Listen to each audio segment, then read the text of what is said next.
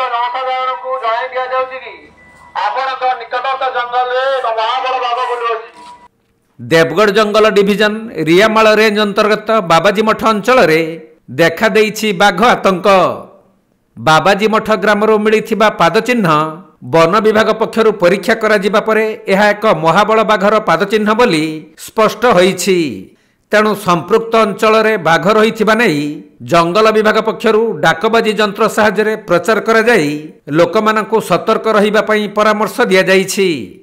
जनसाधारण जंगल मध्यकु न जिबा पई तथा निज निजर गृहपालित पशु मानकु न छाड़ी घरे सुरक्षित बांधि रखिबा पई सतर्क करा जाइछि।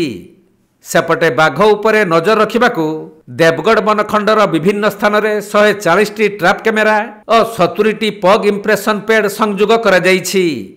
देवगढ़ डीएफओ नेतृत्व रे एक स्वतंत्र टीम बाघर गतिविधि उपरे नजर रखिछंती। तेबे बाघटी छत्तीसगढ़ अंचल चली आसीथिबा बेले उत्तर दिगरु दक्षिण दिग आड़कू जाउथबा सूचना मिलिछि। पूर्वरु बाघटी बारकोट रेंज अंतर्गत कंटापाली और देवगढ़ रेंज अंतर्गत लईमुटा बीट अंचल रहिथिबा सूचना मिलिथिला।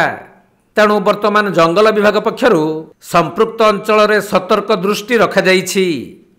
जनसाधारण को जणाई दिया जाउछि कि आपणक निकटस्थ जंगल रे एक महाबड़ बाघ बुलु अछि।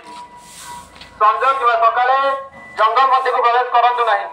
यदि बाघर कोनोसी संधान मिले ताले स्थानीय वन विभाग को संगे संगे खबर दियंतु। तो आपण माने गाई गोरु छेली मेंढा नहीं जंगल मध्य को जातु नहीं बा जंगल जात द्रव्य